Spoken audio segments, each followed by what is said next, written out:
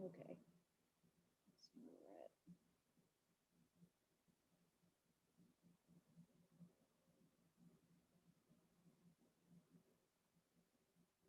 Hey, y'all, just give me 1 second and get started. Make sure everything's up and running.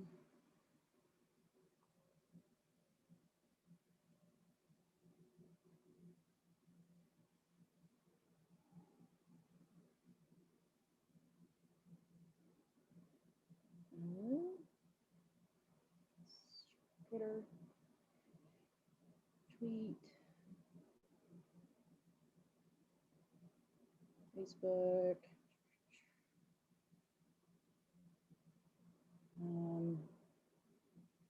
sharing a group.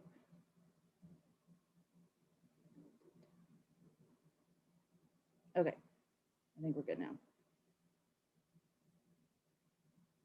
Bring up chat, make sure chat's going. Oh, 1 second. Let me figure out what sound is. Okay, I think we're good now. All right, so, hey y'all. Does it sound okay? Do we have anybody in here still after all that? Yeah, we got Mock Racy, Don D. Hey y'all, good to have you here. So, all right, so for tonight's live stream, I'm going to get into what are people celebrating right now? Because now that Biden has been declared the winner, right? There's people out in the streets celebrating. And this is not just, you know, in one place or another. There's multiple cities. It was Washington, D.C., New York City, somewhere in Philadelphia. I mean, just like all in different cities, there's all these spontaneous celebrations for Joe Biden. Now, during the election, nobody was excited about Joe Biden. Nobody was like, I mean, he didn't have what Bernie Sanders had, right? There was like a genuine outpour of support for Bernie Sanders. But Joe Biden, it was like, I mean, he literally ran a campaign of just vote for me. I'm not Trump. Like, I'm not, there were people out there, you know, bumper stickers. I'm not happy about it, but I'm voting for Biden. And yet there's all these people out in the street celebrating Joe Biden. So just real quick, I'm going to show you maybe just a couple of minutes of video. Let me see if I can get this, if I can do this right. Let's see.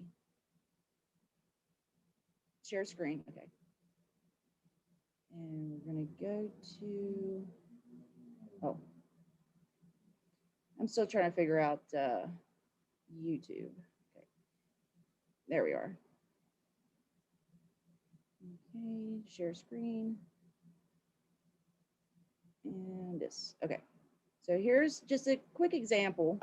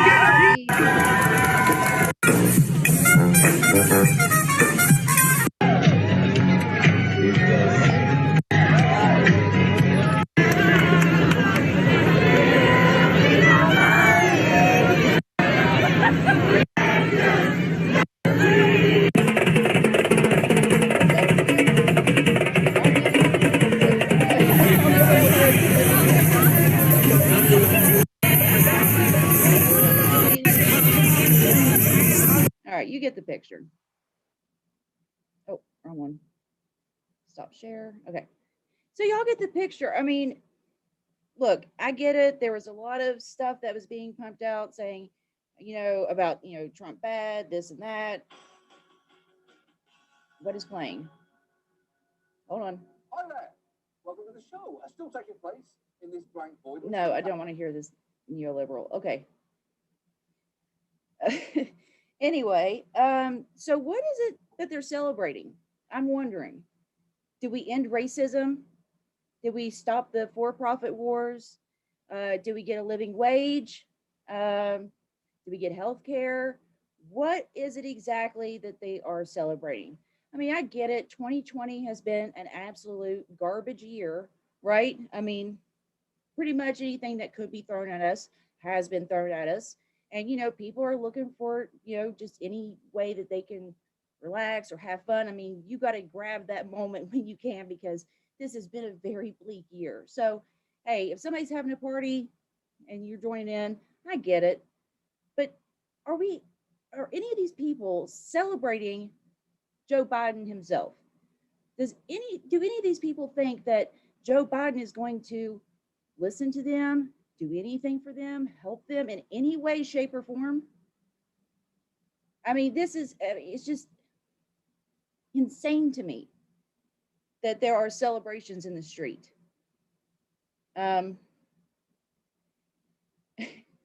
Yeah, who is it? Danny Vela Perez, back to brunch. Oh my gosh, when I heard that they declared Joe Biden the winner, that's what I thought. I said, oh, everybody go back to sleep. Go back to lunch. All right, brunch rather. It's time to check out. You can go back to sleep and ignore all the problems we were bitching about for the past, forever. Yeah, we get nothing. What did we win? What did we win? Misogynist, racist, warmongering, corporate president, which is a step up from the misogynistic, racist, warmongering president that we have now. I mean, please illustrate the difference to me, because for the life of me, I cannot understand why there are people out there celebrating. There's nothing to celebrate right now. I mean, okay, so now we've got a guy in there that can't even speak. He couldn't string together 3 words to make a sentence. Like he forgot who he was running against. He called him George. He called Donald Trump George. He thought he was back in his first presidential race back in 1987. He's bad. This is worse than Ronald Reagan's second term bad. He's gone. I mean, I don't even know how he's going to do this. I mean, he can't be president with his wife going to every briefing, every meeting.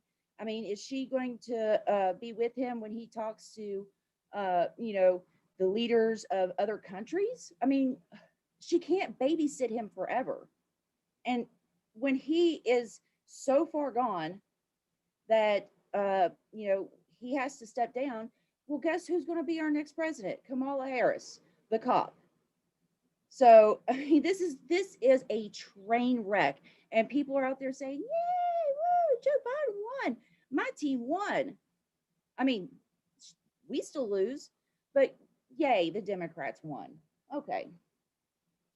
So let's look at what people are celebrating. Let's get into it. First, we're going to play. Now, actually, I'm going to show you something. Still trying to get used to Zoom and screen sharing. So let's bring this up. Okay, so I found this the other day. I think it was yesterday, maybe. So this is from the Dallas Morning News Archives, Washington Bureau, Chief Carl P. Leibsdorf's profile of Joe Biden from the senator's first White House campaign in 1987. So this was an article written in 1987 about Joe Biden, but the quote in this is from about 1972, because it says, after nearly 25 years, so that would make it 1972, Bobby Green still remembers the day her best college friend, Nyla Hunter, that's Joe Biden's first wife, phoned about a guy from Delaware named Joe Biden she had met during a spring break vacation in the Bahamas. She went on very enthusiastically for quite a while, and at the very end, she said, I want to tell you a secret. Ooh. Miss Green recalled recently, you know what he wants to be? He's going to be a senator by the time he's 30, and he's going to be president of the United States. Now, this is in 1972. Okay, let's go on to the next one. Here's Joe Biden in, let's see, 1974. So this is as he's running for senator. So this is a couple years after she's, his first wife was gushing to one of her friends about how he's going to be president and senator one day. Oh my God. So let's go to the next clip. This is Joe Biden talking about what he had to do. So let's look at this. Senator, I'm sure that you would agree that your service in the Senate up to this point has not reflected any particular concern for the larger contributors. Well, the fortunate thing is I didn't have many larger contributors, and the only reason, see, I went to the big guys for the money. I was ready to prostitute myself in the manner in which I talked about it, but what happened was they said, come back when you're 40, son, and so I had to go out. I mean, let's stop right there because that's a lot to digest right there. I prostituted myself. Now, prostitution, that is an exchange. That's an exchange. You're exchanging cash for favors, right? So he was ready to exchange cash for favors. And he went out there and, I mean, right now, I can see it, but in 1974, you're talking to the American public and talk about how you prostituted yourself. I don't understand how that flew for a second, but whatever. He's out there willingly admitting that he prostituted himself. So let's go ahead and finish the clip because there is some more wild shit in this. Okay, go back to screen share. All right, so let's go back to it. Larger contributors. Well, the fortunate thing is I didn't have many larger contributors, and the only reason, see, I went to the big guys for the money. I was ready to prostitute myself in the manner in which I talked about it, but what happened was they said, come back when you're 40, son, and so I had to go out.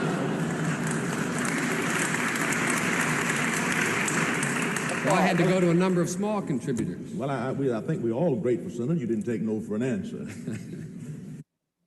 But Senator, aren't you a living example?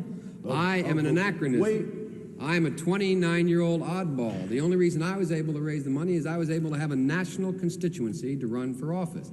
Because I was 29, I'm like the token black or the token woman. I was the token young person. We're talking about this national constituency. Some of the money that That's not an announcement for office, by the way. It's so funny. Okay. Look, I hope y'all appreciate this because it is very hard for me to listen to any of Joe Biden's speeches without just my insides wanting to turn outside. Like, he's just so horrible and cringy to listen to. Like, every time he talks, I'm just like, oh, don't say that, don't say that, don't say that. But yeah, he prostituted himself, and he was like a token black guy. He was the token young person. If there was ever a day, 50 years ago when Joe Biden was a young person. It's just, yeah, this is our president, the prostitute. Let me go back to chat. I gotta go check in with chat. Just, the sound was a little low for me on that one, so I don't know if y'all heard it. Oh, wow, we got a lot of new people in here. Some regulars. You got Justin Time. Benefood, Don D, Michael Mathern, good to have you here. And I'm going to be talking about how the hybrid regime plays into this, definitely. But I'm just kind of doing a montage of Joe Biden's most memorable moments. Zox is here. Montauk, my wonderful, fantastic husband. He also runs a YouTube channel that is paying very close attention to the coronavirus.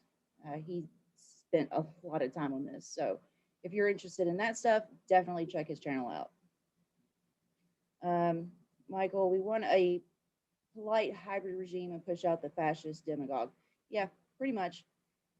And I got a lot of new people in here, so I'm going to be going over what a hybrid regime is. Let's see, who else? Danny, Bella Perez, Jay, Joe said it's true. Hey, Stephen Alexander, Carlos. There's a lot of new people in here. This is awesome. Okay, so let's get back to it. Welcome, everybody. So yeah, we have a hooker in the White House, which isn't really anything new.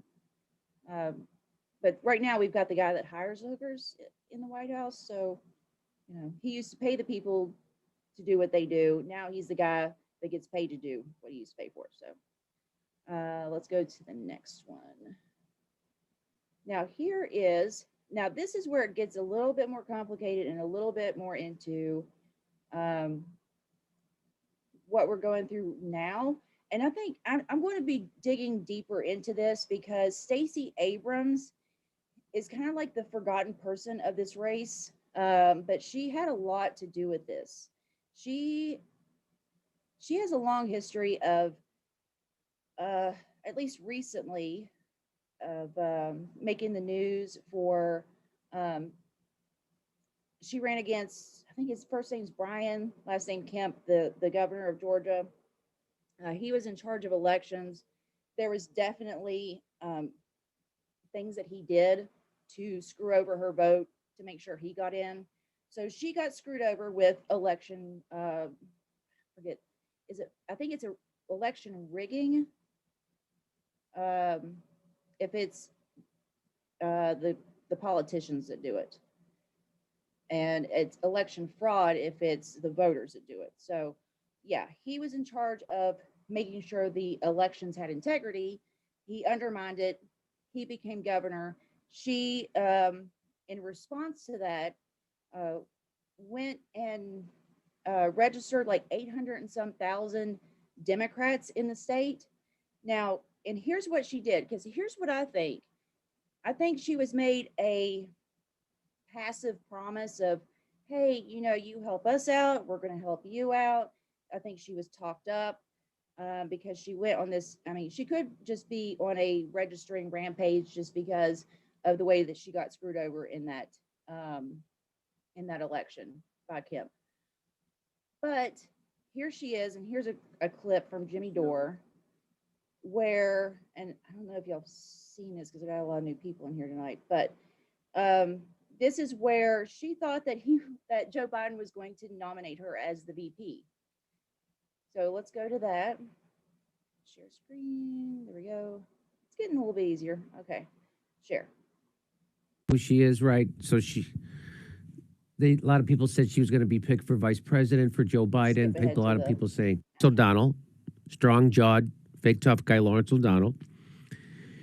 And he's dressed like an undertaker today, isn't he? Yeah. And anyway, Lawrence has obviously gotten the idea, and so has Stacey Abrams, that Joe Biden is going to announce on his show. Skip ahead a little bit. But watch how painful this is. This is pretty painful. Here we go. So I want to begin this with a question to Joe Biden, because Stacey Abrams is here because Joe Biden invited Stacey Abrams to be here. And so, Mr. Vice President, do you have an announcement to make?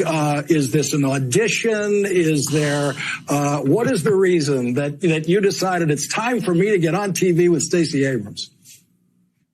Well, I'm going to ask her to be my vice president. That's what she thinks. That's what he thinks. I think he was supposed to do it, but he forgot. I just have a feeling that's what happened. Let's watch. Oh, because Stacey Abrams has done more to deal with the fair vote and making sure there is a fair vote than anybody. And she has a great capacity to explain things and to lay out exactly why it's going to be so critically important in this election. This president's already said when they put in the stimulus package, the Congress first passed figured out it's not money happening to provide for mail-in ballots. He already said, I'm not Look at for that. If we face. do that, I'm sorry. Look at that face. That is the look of a woman that you done messed up. Look at that face, man. She's pissed, man. She is pissed. But let's go. well, no Republican will ever win or something to that effect. He's made it clear. This is the guy who said he wants to defund the post office from being able to deliver ballots. I mean, so Stacey knows what she's doing, and she's an incredibly capable person.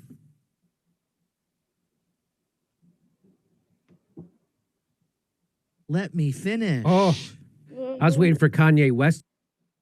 Okay. Wow.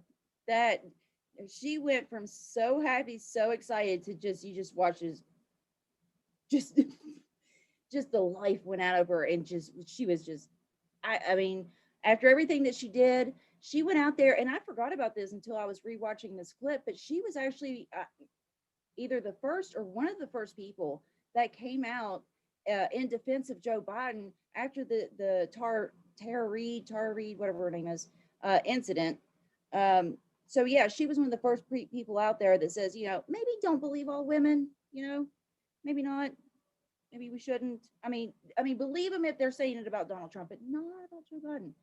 So yeah, so I want to definitely dig into Stacey Abrams' history. I want to dig into the news cycle on her, because she's definitely being used, and she's participating, whether willingly or unwillingly, or without the knowledge of fully of what she's doing. I don't know, but either way, she has definitely played an important role in making sure that Joe Biden is where he's at. So, what's the next one?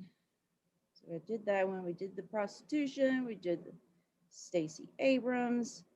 Now, let's get into the election results. And here's where I'm going to show my ignorance, because maybe I'm ignorant. I don't know. But this doesn't make sense to me. So I'm going to go back to, let's go screen share.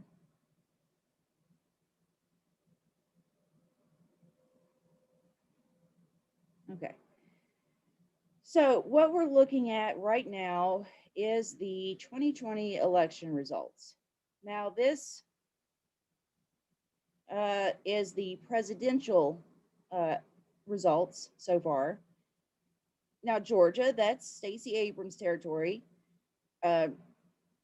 just stands out in the middle of the South, right? You got the South that is voting in a certain way, Georgia that has always voted in a certain way, and now all of a sudden Georgia's just gone blue.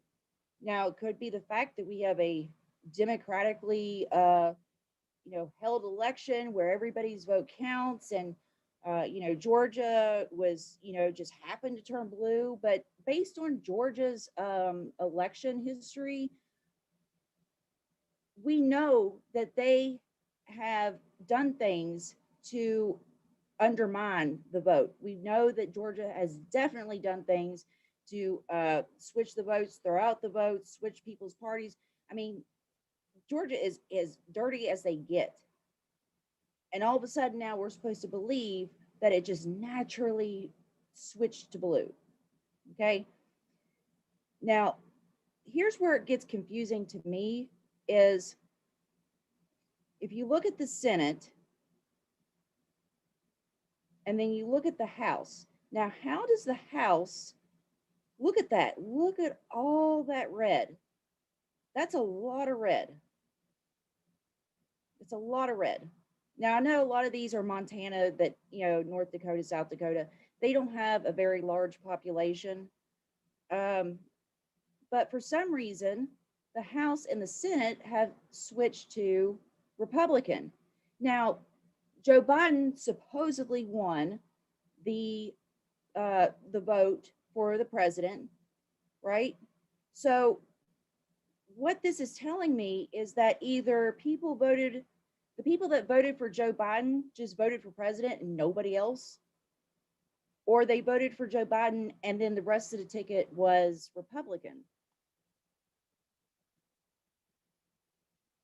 And I'm over here trying to crunch numbers and figure this out, but it just does not make any sense to me. So let's go ahead and stop the share. Bring the video back. Bring the video back. Hold on, everything's freezing up. Okay. So this doesn't make sense to me. I mean, which is it?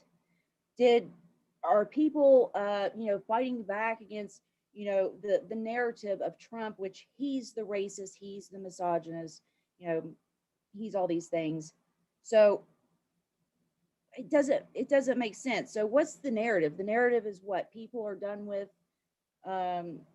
fascism, because they want fascism on a state level, but they don't want fascism in their president. I mean, it doesn't make sense how, and this isn't just the only election that's like this.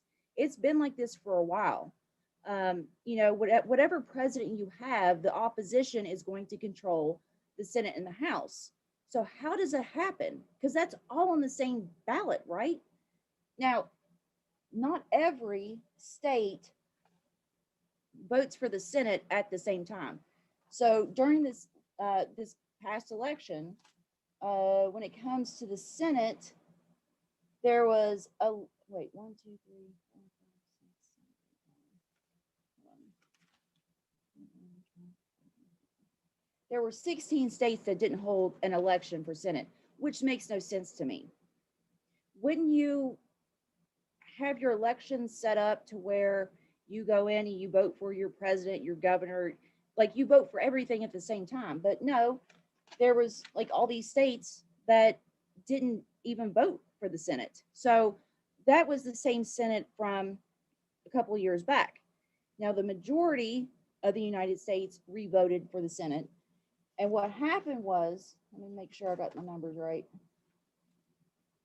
Now the Democrats mostly held the elections. Wait, no, that's for governor, sorry. We're talking about Senate. So, and we still haven't gotten the results back from Georgia when it comes to the Senate. But that's just, why wouldn't they have it set up like that to where you just vote for everything at the same time? And the same thing with governor. I was looking at the governors, only 1, 2, 3, I think it was 11, only 11 states voted for governor this time, which the Republicans held all the states that they were governor for. And there was one state that they won over from the Democrats. So they're +1. And the Democrats are -1, and they maintained the other ones. So I'm trying to look through. I didn't have enough time to research all this before I came on, but I'm trying to find out which states are completely, they have the trifecta, where they have the House, the Senate, the governor, and all that.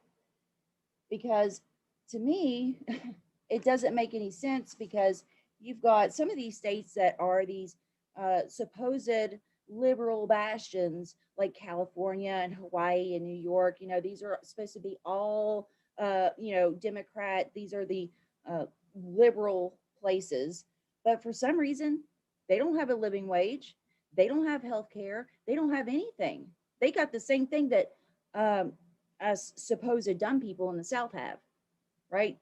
California still has oil rigs out in the ocean. California still has racism and all this other things. So I mean, please tell me what's the difference, because even when they have control of the governor, of the Senate, and the House, they still don't pass anything that helps any of us. And it just goes to show that we could sit here and crunch numbers all day. We could sit here and talk about how, I mean, did Joe Biden win legitimately? Did he not? Is he going to be a good president? Is he not? We could sit here and debate about it all day. But when you look at the statistics, It does not matter whether a Democrat or a Republican is in office. Either way, we still get the same garbage. We still get everything taken from us, and the elite, the 1%, they still get the corporate bailouts. They get socialism. They get help when they make bad mistakes. They get bailed out. When we get laid off over something that was totally out of our control, well, good luck.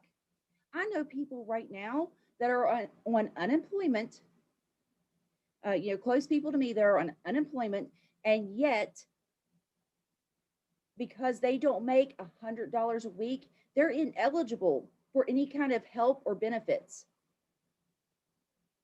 And if you do make over that, then you're ineligible because you make too much money. I know people that have been denied health care, making $150 a week, denied health care because you make too much money. That's not even enough to pay rent in any state, let alone making too much money for health care. No, I don't believe this for a second, and neither do they. And so what are these people out in the streets celebrating? What are they celebrating? The death of democracy? Are they celebrating the fact that what, blue team won? Is that enough for people to go out in the streets? I don't get it. And I'm sitting here, I'm trying to look at like, okay, so all these states voted red when it came to the House. All these states voted red when it came to the Senate. And then Joe Biden won the presidency. Okay. But I got to look more into that before I make any accusations or do any of this. It's enough to make you go crazy. But this is what, and I'm so glad that Michael Mathern has been on me for like a year to talk about this. But this is what a hybrid regime looks like. A hybrid regime is fascism with the mask of democracy on it. So behind the scenes, everything's fascism. I mean, if you wanted to put in a moment of time where that perfectly encapsulated the hybrid regime, it would be under Barack Obama with Joe Biden as vice president. They locked up kids in cages. They did all these, coups. They did wars for profit. Obama likes to brag about the fact that he did record drilling. That he bragged about being a Republican. So all this stuff's happening, but what's the narrative? What's the narrative? That Barack Obama killed the coal industry because he was environmentally friendly. We get the narrative that Barack Obama cared about immigrants when who built the cages? So it's people choosing what they want to believe. They want to believe that there's good guys and bad guys. They want to believe that the Democrats are the heroes because it's so much easier to believe than the reality of none of these people care about you. Stacey Abrams does not care about you. Joe Biden does not care about you. AOC does not give a shit about you. Ilhan Omar, she does not give a fuck about you. Bernie Sanders, he's done throwing you under the bus so many times that we should be pancakes. But yet you still have the burners out there saying, oh, if only Bernie would have won. Yeah, he would have caved and collapsed and done exactly what the Democrats wanted him to do, just like he did this time. Who is running against somebody and says, oh, you know what? Yeah, the other guy can win. Yeah, Joe Biden can still win. I mean, if I don't win, Joe Biden can win. If he was really in it to win it, he would have said, there's no way in hell Joe Biden can win this. You have to vote for me. But he didn't care about winning this time. This was a pale comparison of Bernie Sanders to the last one. Remember the fire that he had when he first came out? Remember that fire? And he was giving it to people. He was at the Bernie side of, I mean, like he was on fire. And this time he was just this husk of a man that was just there to do what Joe Biden needed, which was to prop him up. It's sick and it's sad. But that's our America unless we do something about it. So what do we do about it? Oh, I got Dax Jacobson here. Benefu. 。Carlos Nunez, I started watching you because I thought your point of view was neutral. You're looking for hate. You're looking for hate views. Hate is no good for no one. There are plenty of minimum wage jobs, $15 an hour that pays bills. No, I mean, Carlos, I hear you. There are some jobs like that, but I mean, for the most part, I mean, look up the cost of a 2-bedroom apartment and then look up the minimum wage in each state. There, no minimum wage can support a 2-bedroom apartment. It's just, and $15 here in West Virginia would go a long way. It would help a whole lot. But right now we're making half of that. Out in California, $15 doesn't even touch it. New York City, that doesn't even touch it. $15 an hour, you're still working a second and a third job to afford your rent. So, I mean, it has to be based on locally, it has to be a percentage. So, yeah, I mean, it's out there, it's available, but I mean, just in certain areas, I mean, here, no, you're not going to, it is very rare to find a $15 an hour job. But yeah, I mean, I'm not going to say that it doesn't exist. It's just, and then you've got millions of people, you know, competing against each other for those jobs.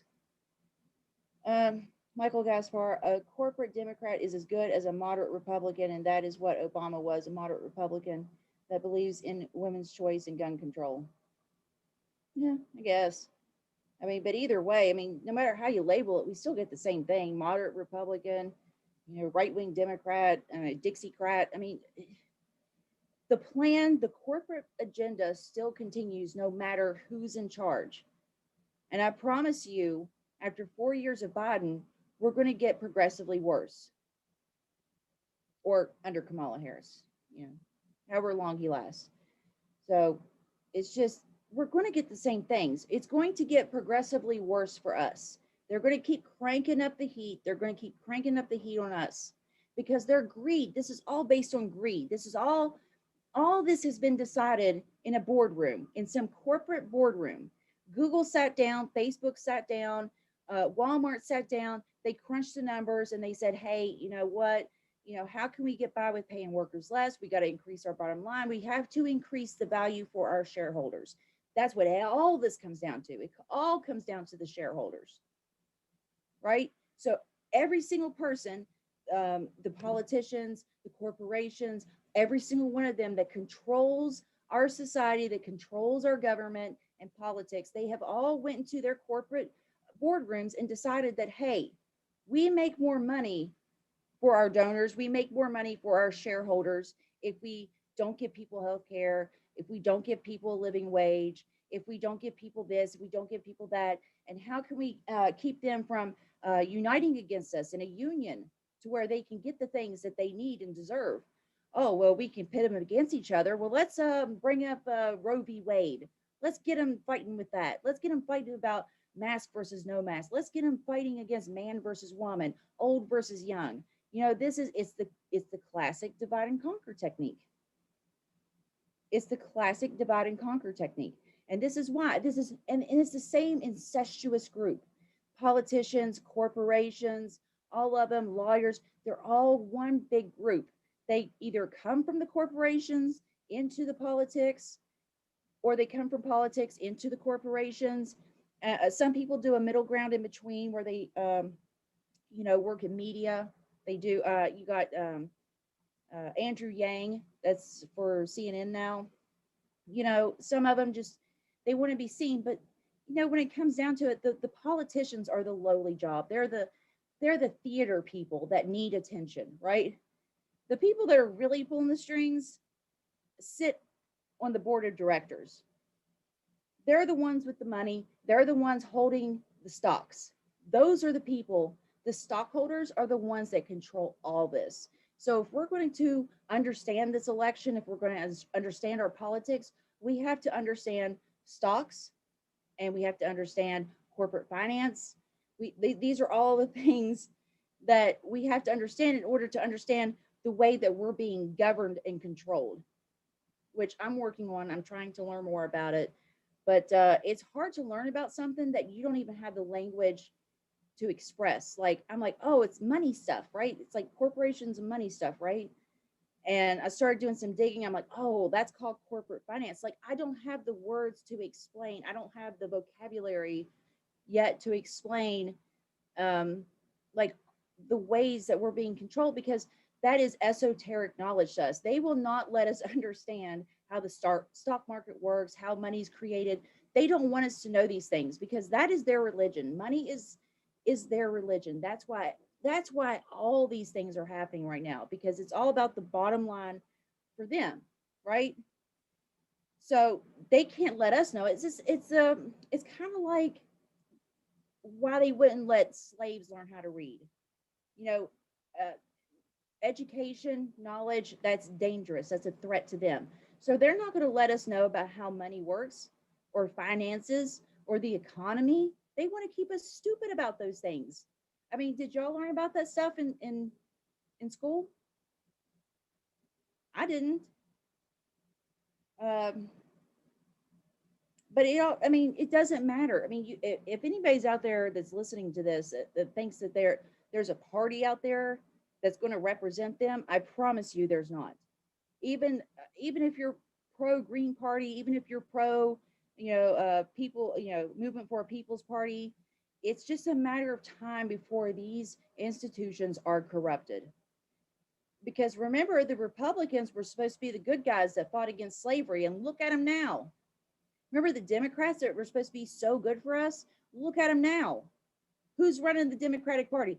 Who said that they were the Democratic Party? Oh, that was Joe Biden. And what does Joe Biden believe in?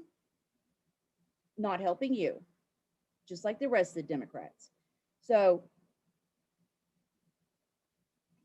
yes, Adrian Benavidez, I hope I said that right. Politicians are middlemen. And I've been saying that for a while. They are, cut them out. That's what they do, right? That's what these corporations, why pay somebody to be a middleman when you can cut them out and get the profits directly, right?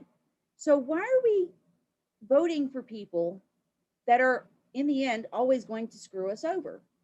Why not cut out the middleman and have direct democracy where we get to control things, where we get to vote instead of voting for somebody that we hope and pray and cross our fingers is going to vote in our best interests? Why don't we get to vote in our best interests? I mean, we're the ones fighting in wars. Why don't we get to vote on which wars we go into?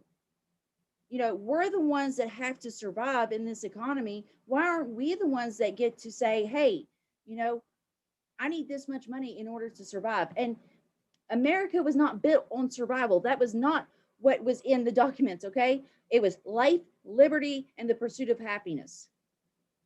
Life is not necessarily guaranteed here because they don't give a damn whether or not you live or die. Actually, it's in their best interest if you would just die off, right? Liberty. What liberty do you have? You don't get to have liberty. You don't get to have freedom of speech. You're not guaranteed a free trial. Julian Assange is still locked up. Edward Snowden is still on the run. I mean, none of these things are guaranteed. All of our rights have been stripped away from us. We have no rights. We have no freedoms. It's an open air prison that we're living in, basically. And that's where it comes back to the hybrid regime. They keep telling you about how America's number one. America's so great. And yet, why are we last in everything? Why don't we have things that every other country has? What Iran can have healthcare for everybody else, for all their people, but America, America, we can't do that because we're number one and we can't do the things that Iran is doing. Just no, it's ridiculous. And I know I'm going on a rant. I know I'm a little crazy tonight, but this is insane to me. I've been kind of like stewing on this since November 3rd. I didn't want to react. I wanted to make sure I got some facts in and some statistics, but this makes no sense to me at all.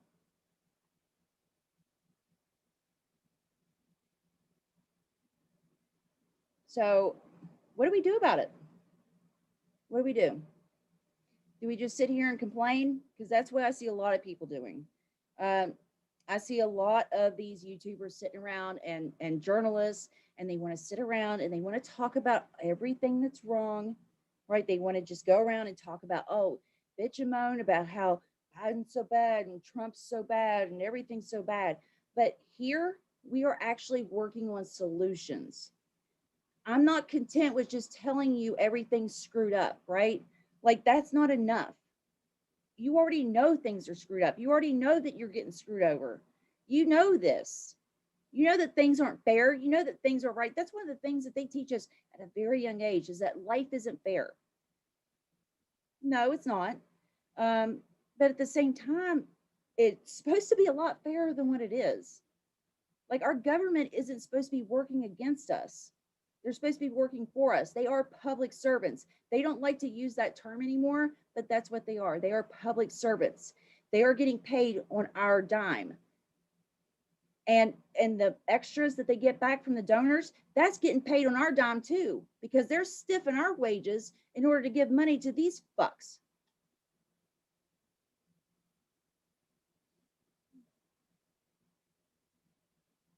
So please tell me how voting has helped us. Because when we got, okay, so now we switched over to Biden. You still get nothing. You still get nothing. So what do? As far as my research and the ideas that I've come across is, basically you got to throw a wrench in the machine. You know, everybody's still showing up to work. Everybody's still buying everything that they're buying. You know, until we shut down their profits, until we barricade the entrance to Walmart, you know, or, you know, everybody at McDonald's just doesn't show up to work, you know, the system is going to keep churning out bullshit that works against us. Voting is a pat on the back. It's a moral victory, right? And that's what the Green Party loves to have. The Green Party loves a moral victory. They always lose and they always feel good about, you know, we fought the good fight. Well, that doesn't matter. It doesn't, your moral victories do not matter in the long run. Okay, you can feel good about running on a good platform, but until you get elected and implement that, that means nothing to me. Let me go and tell my son that he can't have health care because the Green Party got a moral victory. I mean, just please, this doesn't make any sense. So voting, I mean, if you want to go vote, fine. But don't expect things to change just because you voted. When they can throw out your votes, they can make rules to where your vote doesn't count. They can gerrymander. They can weight votes. They can, you know,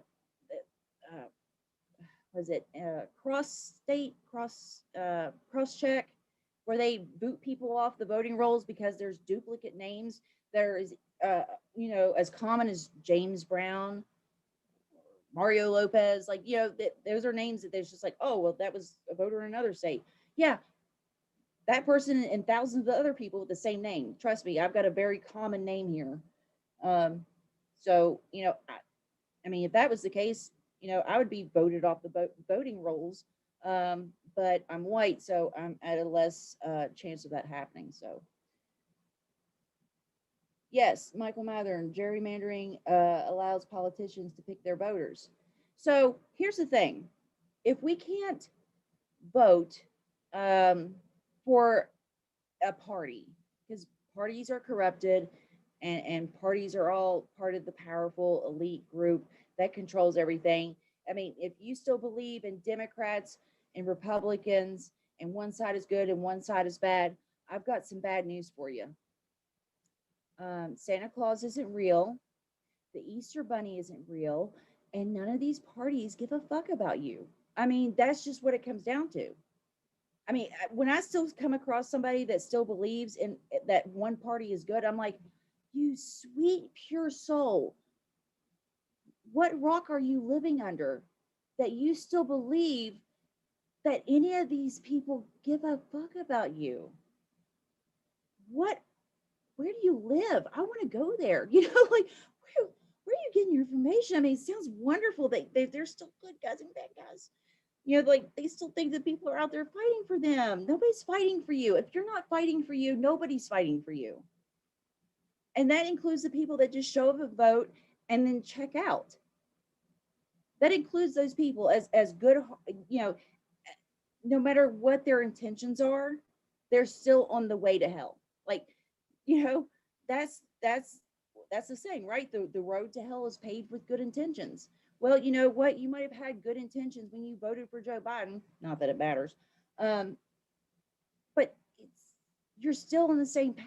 You're still going to hell with the rest of us. We're still in hell right now. I just, oh, it drives me crazy. I mean, just people I talk to, it even when like I'm talking to family members and they'll be on the cop side, but they'll hate Trump. You know, it's like this. I'm like, how do you can reconcile these two thoughts? I don't get it. I don't get it. So let's go to the chat. So Adrian Benavides, dismantle the system, become ungovernable. Yeah. Oh yeah, become ungovernable. That's my buddy Dave works on that, Independent Outsider, and Deb Della Piana. They're pretty smart. They're very smart. I do. Dave's been helping me out, sending me some links that I need to go over, but yeah, that's what it comes down to. Is just don't be governable. Don't let people tell you what to do or you know how to think, how to feel. Believe what's in front of you. I mean, when I leave my house and I go out there and I see roving gangs of, you know, crackheads and heroin addicts riding around on bikes looking for stuff to steal, I don't say, you know what, Joe Biden's going to save me from this. Joe Biden's going to fix all their problems and get them the help that they need to get them off of drugs.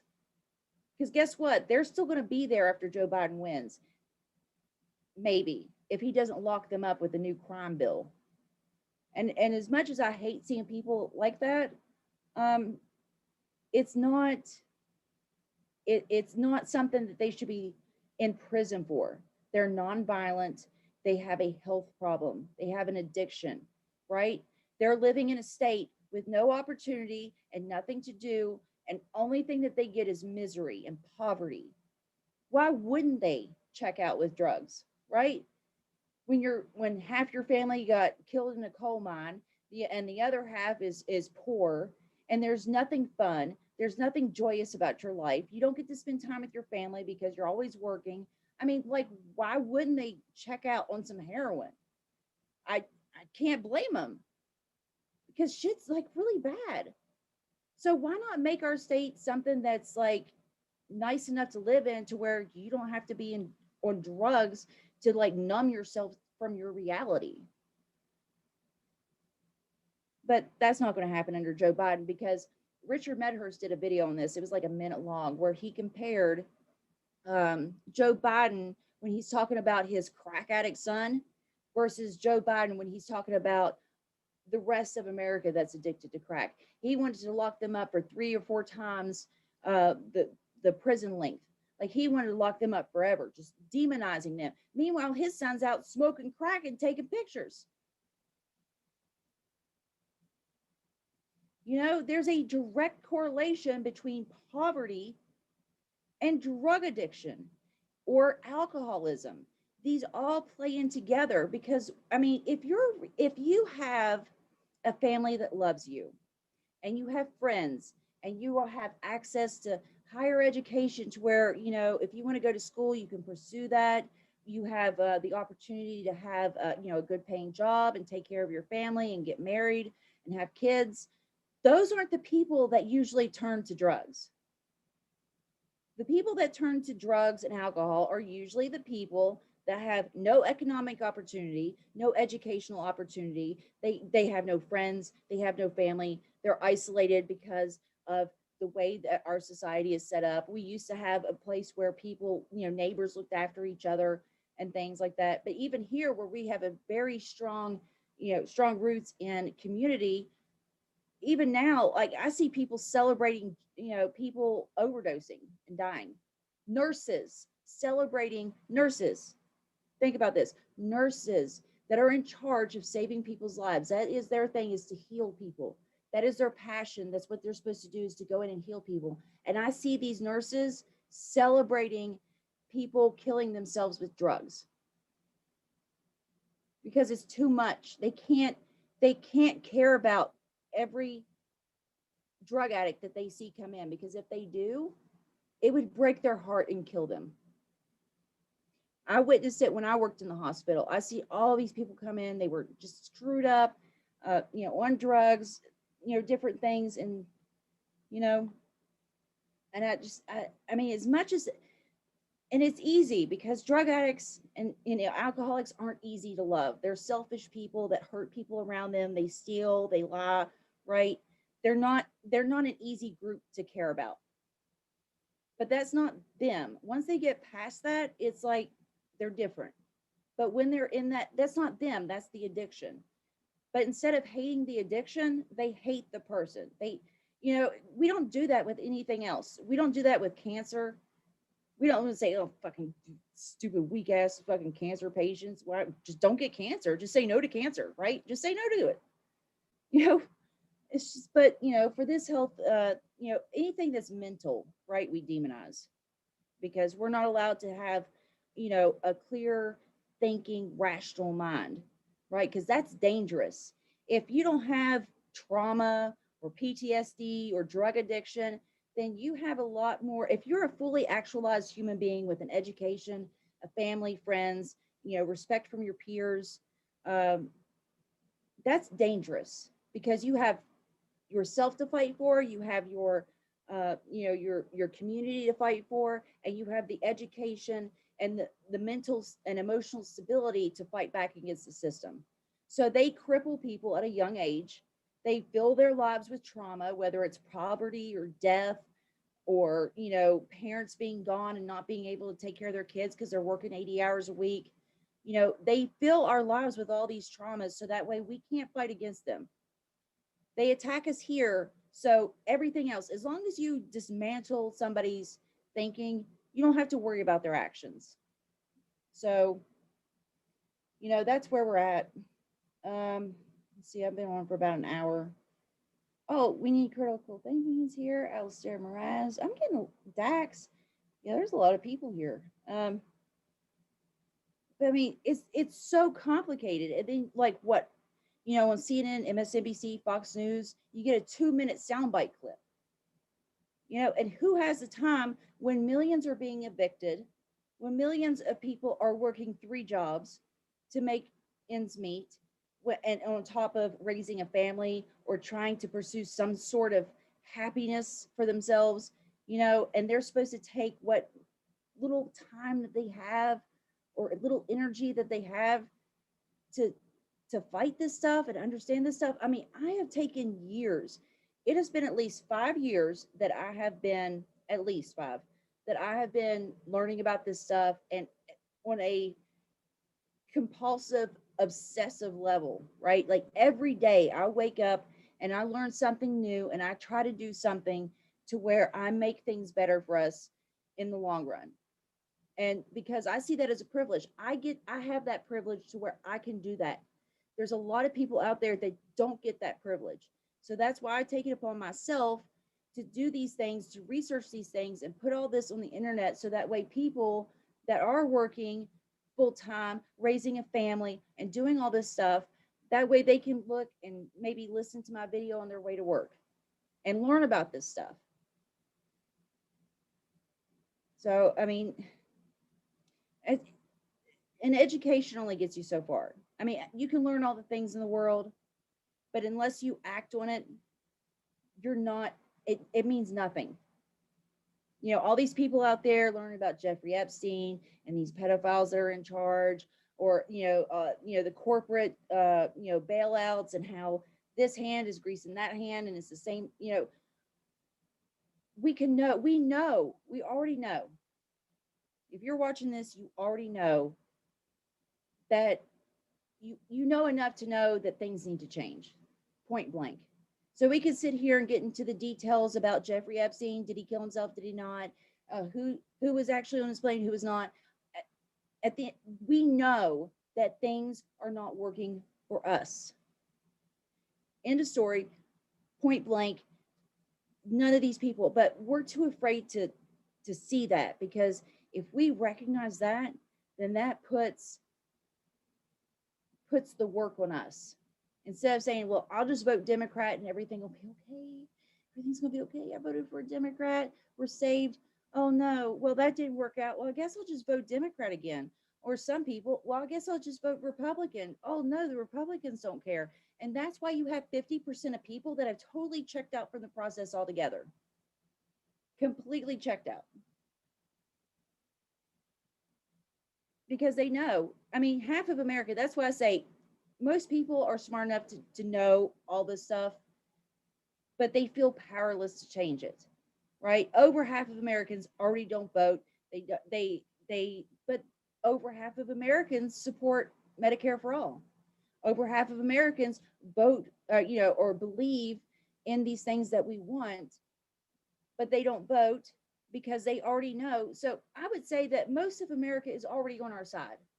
It's just a matter of convincing them that there's a way forward for us to take our power back from these people.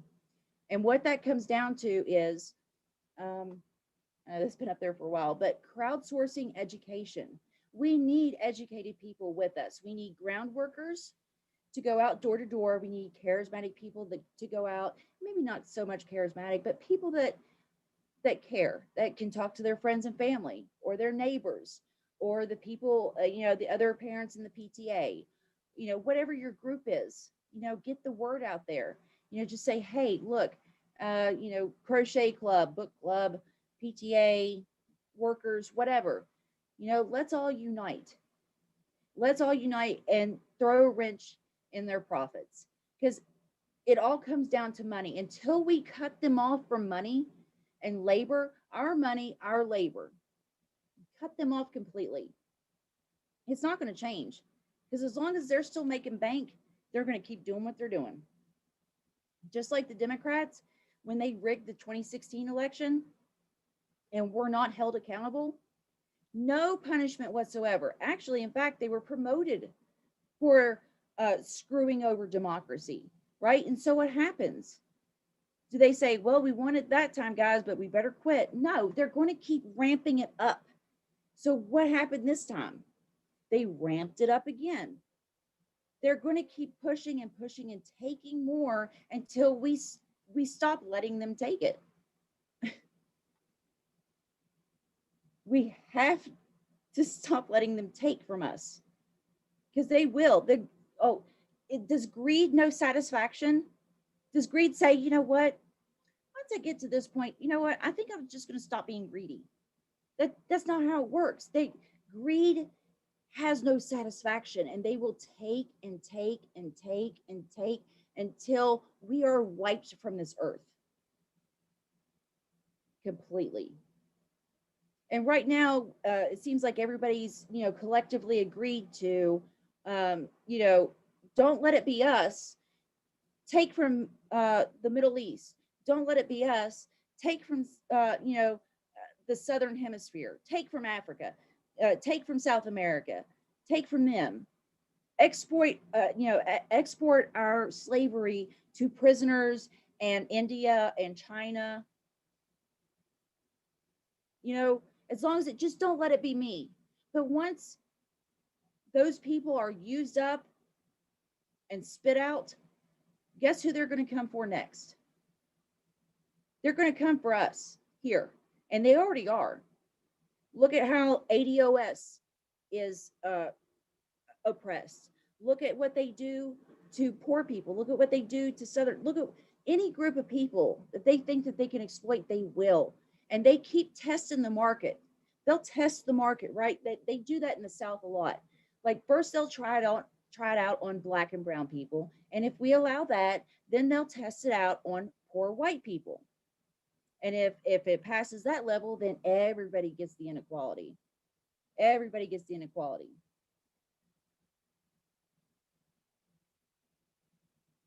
So I know I haven't been too great on chat this evening. I'm just on a rant, man. I've been bottling this up. I'm just part of me is just glad that it's over with. You know, just I'm just so glad that that the election's over with and maybe we can move on to more important things, right?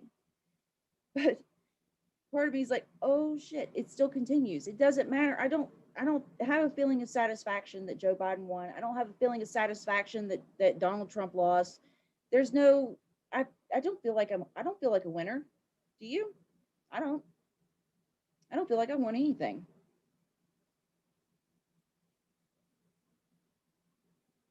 Mask mandate is for control. It's not for safety. I can tell you that much. Yeah, I can see that.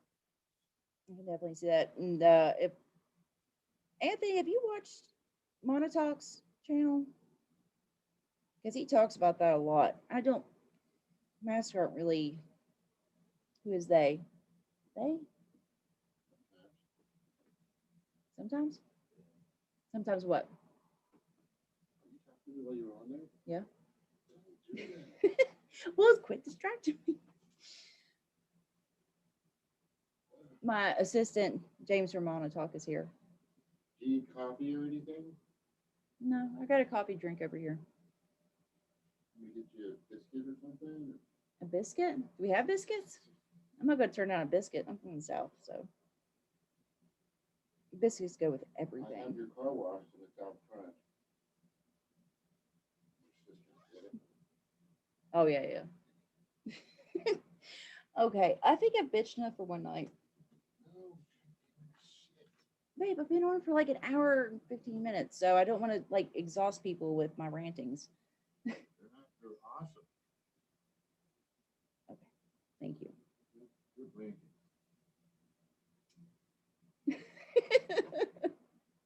Okay, all right. Michael says, like watching Wild Kingdom for me. Will the fascist upstart? Yeah. You can almost hear like David Attenborough like narrating it, you know? It's like, the lion creeps in on the unsuspecting zebra. That's about where we're at right now. So Trump being on Senator is a dawn of a new tomorrow. I hope so. I hope so. I mean, Obama ran on hope and change. Where did that get us? Bill Clinton was a Democrat, and look what he did. I don't have any hopes for a man that can't remember who he's running against. So, hope for the best, plan for the worst. And that's what we're here to do. So the next live stream, we're definitely going to go into more detail with how we're planning on moving forward.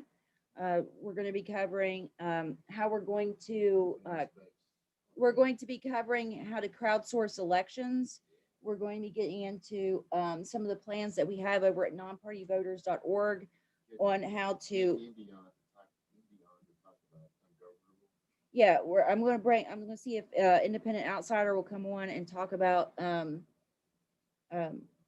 become ungovernable, because I think that a lot of the stuff that they're doing over there is completely aligned with what we're doing, as far as cutting out the middleman and direct democracy kind of thing. So I think we're on the same page, and so it'd be nice to have him come on and talk about this stuff. And so yeah, so the next one, I had to get it out. I had to bitch. I had to complain. Okay, look, I am not, immune to that, right? So I had to get it out. I had to complain about all this and just, talk about the things that was inconsistent, that I saw that was inconsistent in the elections. So now that I've got the venting out, the next live stream, we're going to be talking more about the planning aspect, because right now we keep reacting to their bullshit. Right now we keep reacting to them. We are on the defensive. We keep reacting to the things that they're doing to us. So it's time for us to go on the offensive and make them react to what we're doing. It's time for them to start putting out the fires that we start, not the other way around. So that's what the next live stream is going to be.